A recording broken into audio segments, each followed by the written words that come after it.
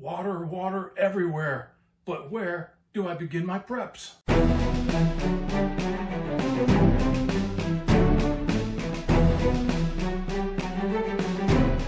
Greetings and salutations. I'm Gil.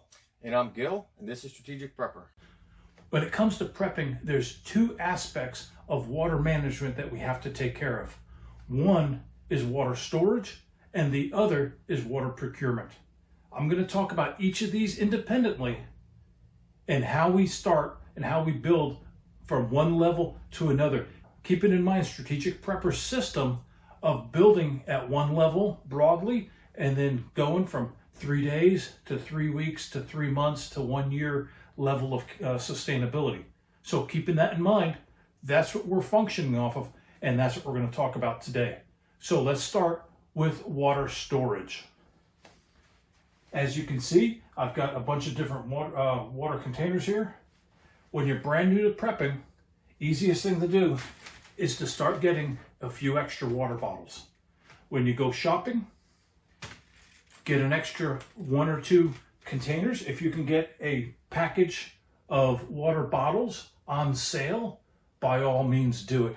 In fact, I think with our supermarket points, if I remember correctly, 1 or more of these were free. Is that right? Yes. Yes, see, that's right. They're free. You can't beat free. So that's what we add this. Another way early on for new preppers. Take bottles. If they're soda bottles, go ahead and rinse them out a couple of times, clean them out, and then fill them with water. So 1 gallon of water here. I've got several of those. I like to put the date on top of those. In this case, it is January of last year. Every so often, I like to empty these and fill them. But believe it or not, that's still good water. In fact, I have tested water that's been in containers for over 3 years. Still good water. So take the containers that you have, fill them up with water. Now, many people will tell you that if you are using water out of the tap that the city has taken care of, they have purified it, they've treated it, that you probably don't need any extra additives. I do put additives in the bigger bottles, and in fact, I have it written on one of the bottles over here how much bleach I need. I use regular Clorox bleach, no additives on the bleach, and I use half a teaspoon, which one's smaller, teaspoon? Half a teaspoon for 5 gallons. Not very much. And that's what I've got in these larger containers. So to start, when you're working on your water storage, start simple. Start with containers that you have. Fill them up with water, cap them, put dates on them. How much water? As we mentioned in a hurricane video, what you want to collect is 1 gallon per person per day. So if your initial goal is to have 3 days of water, so if you got 4 people in your house, that's 4 gallons a day times 3, that's 12 gallons. Okay, so a gallon per person per day, and bleach in those other containers. But over here, so we use these water bottles and collect water. That's the beginning steps. You can get a couple of weeks worth of water easily in water containers. I've seen people that have just bottles, cases of water in soda bottles. That's excellent. As you develop, you want to build your water storage capabilities. Containers like these are not that expensive. This is the Aquatainer. I believe I got this at Walmart. Now, I don't remember the price, but it wasn't that expensive. It's kind of heavy, so you have to keep in mind who has to use it. But I want to show you something. With this, once you put it on the container, yes, I spilled a little water by accident, but it has a spout that you will pop this out. I'm not going to break the seal here, but you can reverse this spout through the top. And when you put this back, the spout will be on the outside. And that way, once you're using this, you don't have to lift it up every single time. You put it up on the counter, you got the spout on, and then you can pour from it till it's empty. So Very handy as far as extracting the water, as long as you can lift 50 something pounds up onto the counter. So we've got water bottles, we've got pre-packaged bottles, we've got larger containers. And in addition to water storage, I've mentioned this before, if you've watched our hurricane video, you can use your bathtub. Now, again, like I said, bathtub water's nasty, but the water bulb takes a liner and converts your bathtub into a bag, and you can get another 30, 40, 50 gallons of water. Whatever your bathtub holds, it says up to 100 gallons. Whatever your bathtub holds can become a freshwater reservoir. This is real handy in an emergency such as a hurricane, where you know the hurricane is coming. If you are in an area that uses gravity fed, like a water tower, a gravity fed system for city water, and let's say you hit SHTF, the whole power grid has gone down, no lights, no nothing. If you're in an area with a gravity fed water system, what you want to do is break out your water bulbs and fill them up right away, because the water towers without electricity will not be refilled. But if there's an EMP or something, that doesn't change gravity. Gravity will still feed the system. You want to get yourself as much water as you can. A lot of people will be wasting that water by flushing toilets and things like that. That's good, potable, drinkable water. If there's an EMP, fill up everything. This is a great device to do that. A late addition to our water storage, water collection, is this rain barrel. We got a good deal through the local parish government. The plan is to get several others and connect them. But as you can see, we don't actually have a gutter system, so we collect the water off the roof. Ideally, we would have gutters to collect more water, run them through the rain barrels. Right now, we use this exclusively for taking care of the garden, for watering the garden. But in a pinch, if we needed water, we could run this through a filter, and we would have an extra 50 or so gallons of water on hand and be able to collect more as it rained. So between this and the pond, that is our primary way to collect new water here in the suburbs. So the final piece in our water system is this retention pond, which I know is not ideal. It's not within my property lines, but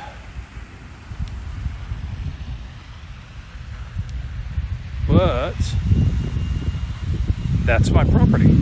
So it's really a short walk. So not ideal again, but it is what I have to work with right now, and it will supply me with water for quite a while. And I think Gil Jr.'s got something to add to this. So Gil, let's go to you. Thanks. So you can see here I got a bag. It's actually a half-used bag of water bottles. I started out fairly similar, using a case of water bottles. It's pretty cheap to get. You can easily get like a month or so, a month and a half, 2 months worth of water. There's a limit to how long you can store them, but it's not a bad way to start building your prep.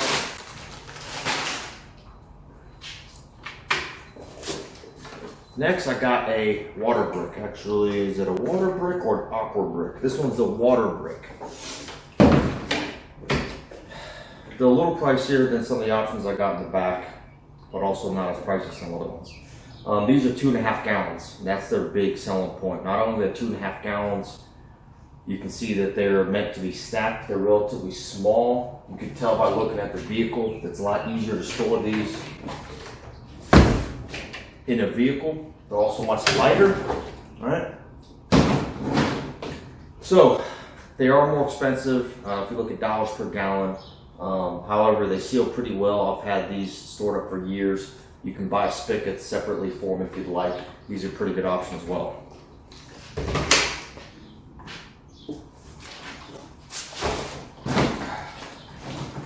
Now, this aqua container, quite a bit heavier. It's a lot cheaper too. You can buy these at Walmart. I believe this one's 7 gallons. It's about 7 gallons. 6 or 7. Relatively heavy. This one I actually just refilled. Used this about a month ago. The water was from 2016. Totally fine, smelled fine, tasted fine. I didn't get sick. So this one actually has a built-in spigot. The seals aren't quite as good, so you have to take some extra precautions to make sure you seal it properly. Definitely make sure you store them upright.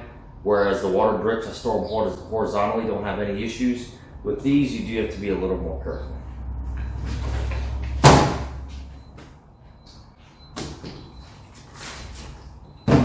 Another cheap option, some of these water cooler jugs.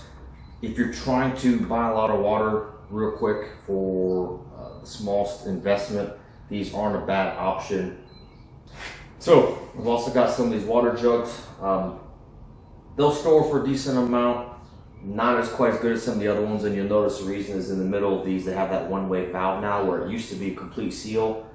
Nowadays they put that one-way valve to make it easier to actually put it on your water cooler. So when COVID had hit, I bought a few of these. I wanted the cheapest way to increase my my water supply.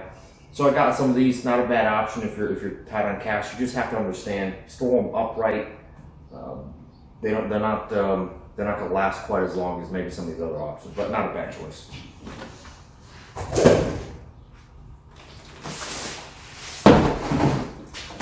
Here I also have a military 20-liter water can.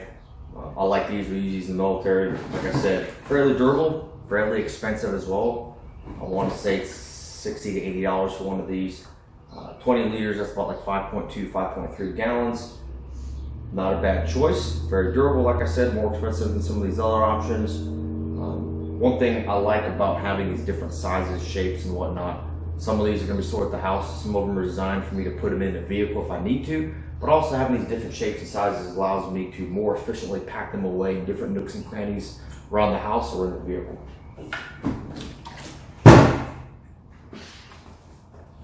Talking about the house, we got the water bob.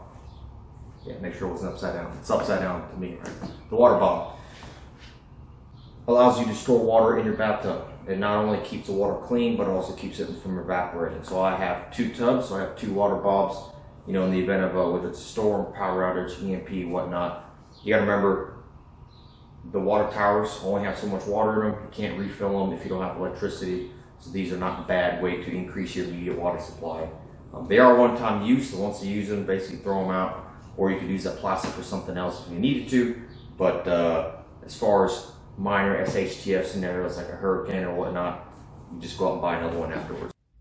Thanks, Gil. That was very good information. Appreciate it. Okay, so that is water retention. With this, we have, we'll call that 40 gallons. There's another 45, that's another 50. I probably have over 100 gallons of water here, and there's just me and my lovely wife. So 2 people, 100 gallons. We're going to call that 50 days. So that's good reserves, but we can't count on water reserves. We just can't store enough water to be able to survive any length of a disaster, any length of SHTF. So we have to be able to purify water and get water from somewhere else. So one of the things I've got here is a number of water filtration systems. Where do you start when you're a new prepper?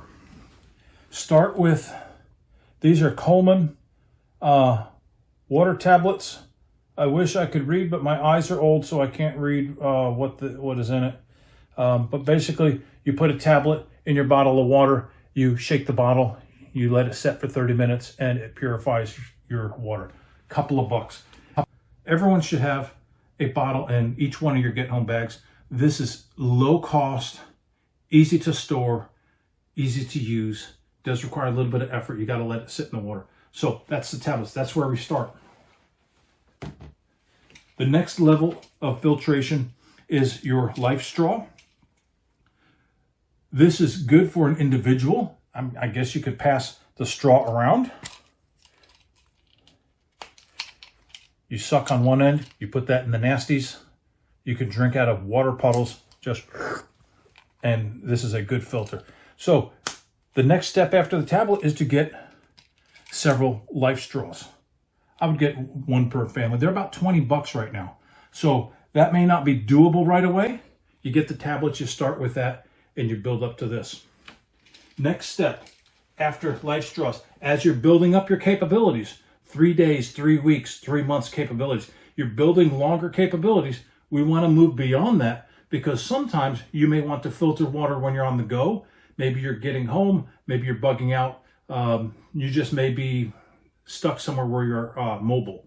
So you want to get something a little better than that. I've got a number of different water filtration systems. I've got a bag system. This is a Sawyer, and it's got the filter on it and other cleaning devices. You basically fill this up. It gravity feeds, it runs through the filter. This is called a mini Sawyer. Same thing, but smaller. You could also hook this up to a water bottle.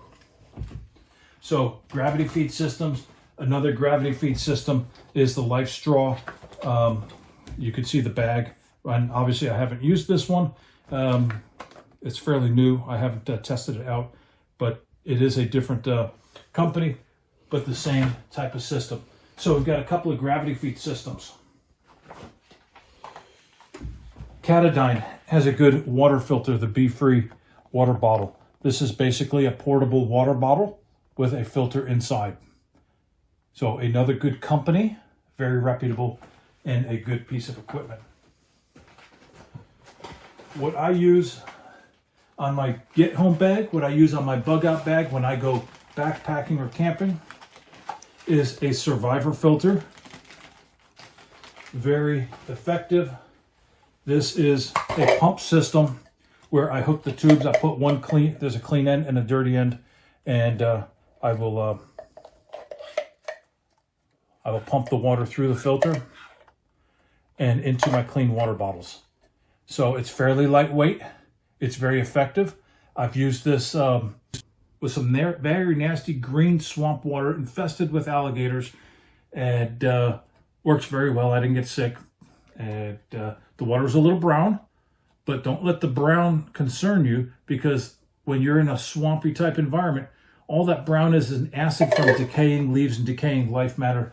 Not something you want to drink for weeks because it might mess up your digestive system, but it's not something that's going to be harmful. So yes, I was drinking brown water that I ran through the pump, but it was good, clean water.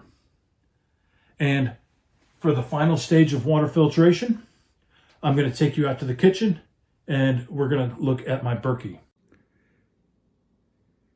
The final step in our development, our water filtration system, is this Berkey filter.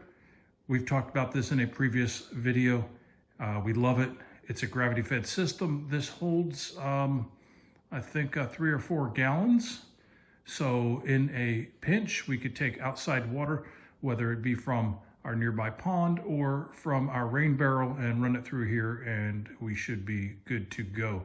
And yes, you can see that we're starting to pack up, getting ready to move to our prepping paradise piece of land that we just put the down payment on. And so yeah, we're packing up. So pardon the mess, but Berkey filter or another type of similar filter, an awesome addition to your water filtration system. I wouldn't start with one of these. I would have this on the tail end of the development of your water system. All right, let's go back to Gil. And Gil, what are your thoughts on this? So moving on to water purification. You guys have watched our Get Home Bag series. You will see that we carry filters in our bags, right? So I didn't pull that out. I have my bag in my vehicle. I got gear keeping the vehicle. So in the bag, I got a Katadyn Hyper Pro. I have a little bottle of water purification tablets, right? So in my bag, I have really 3 ways of purifying water. The first 2 I just mentioned, and then I can boil it. So in addition to that, I have water purification tablets. I got some Katadyn Micro Pure tablets. Again, I buy them up. One thing you always check, make sure you check the expiration date on these. They do expire. I actually did buy one from the store once, went home, noticed it was already expired. So I went back, returned it on these. They printed out on the bottom of the paper here. Now this one, 30 tablets, 1 quart each. This is Aqua Mirror water treatment, chlorine dioxide. It's good for 30 gallons, I believe. 30 gallons, yes. Problem with this though is it's liquid. This one will not last quite as long. So it increases my immediate capacity to purify water, but these don't store as long. So you just gotta be aware of that. I have a couple of these larger filters. I got the Life Straw gravity bag. It's a 1 gallon gravity bag. Has your filter element and your charcoal element. I also have a Catadine gravity camp. This is a 6 gallon bag. Slightly different type of fuel filter. Slightly different type of filter. But one thing to notice when you get these types of filters, they're not all created equal. Just like those purification tablets are not. Some of them will filter viruses, some of them will not. Look at the micron rating that these filters have as well. And some of them have different lifespans. And we can filter out so many gallons, 30 gallons, 50, 100, 1,000, whatnot. These are all things to keep in mind. Do your research, figure out what you're trying to actually accomplish before you start buying these. These filters do get pretty expensive. But again, we're talking about water, right? So I don't want to get sick from the water I'm drinking, so make sure you're doing the due diligence, making sure you're buying what you need, buy spare filters, spare parts. The other thing too is on the cheaper end of the filters, those Sawyer minis are pretty good. They're about 20 bucks a piece. So if you're looking in that price range, you're also looking at the Life Straw. The Sawyer mini is a multifunction filter. You can use it as a straw, you can use it to fill bag, so those are pretty good options as well. Also, don't forget regular household bleach. You'll notice I have a very small bottle. Reason being, I don't use bleach for that much. I keep some on hand as a backup to my backup to my backup. I guess to my other backup, because I could also boil water. But the reason being, liquid bleach is not that shelf stable. It doesn't last that long. So every 6 months or so, it's a good idea to get rid of it. So that's why I keep in small bottles. Store them in a cool, dark place. I keep them sealed up. Every 6 months or so, I'll throw it out, go buy a new one. No big deal. One thing to note though, with that bleach, straight, regular, cheap bleach. Do not buy any scented bleach. Do not buy any outdoor bleach. Just regular, straight bleach. That's what you want. And then also some collapsible means of getting water, right? And these are smaller buckets. Obviously I have 5 gallon buckets that I store food with I can use. These are collapsible, right? So I can pack it away and I can expand it and grab water. Always good to have a few of these. All right, great stuff, Gil. Thanks a lot. So there you have it. That is a complete water system. This is how you build a water system, starting at the very beginning. We covered what you can start with for purifying water. We talked about how you can start building your water reserves. It's not overly complicated. It does take time and it takes effort. Some of the water filtration systems, like the Berkey, can be kind of expensive. Obviously, you don't want to start there. But that should be, something like that should be a longer term goal for every prepper, to have some way to filter large amounts of water. We talked about water collection, like the pond. Not ideal, of course, but that's where I'm at. One of the reasons I'm moving, but it will work for now. We talked about the rain barrels. So good water collection methods, they will work. And we've talked about water storage and the water bob, which I think every home ought to have a water bob. We've talked about the different containers. There's other containers out there. Some of these are very excellent. I focused on, if we could take a look again, I focused on low cost. Walmart containers, free water from the supermarket, and water bottles. So we have a well-rounded system. We didn't build this overnight. We built this over time. We build this incrementally. And that's what the strategic prepper system is all about, is building in steps, building a 3-day system, then building a 3-week system, then building a 3-month system, then 1 year and 3 years, until you're sustainable. And that's how you do it. And we could run, we've got the equipment right now where we can run for a very, very long time on water. And hopefully you follow our steps and check out some of our other videos on how to build the rest of the system, and you'll be sustainable long-term before you know it. All right, a couple of closing comments. We do have a PDF if you would like to have information on our risk assessment process that we use so that we know what to be working on first, what to be working on next, so we can prioritize. Leave me your email address in the comments, or go to our website, strategic-prepper.com, and give me the information there, and we'll send you that PDF for free. Also, leave a like, subscribe, tap the bell so you can get future videos, and stay safe and stay prepared.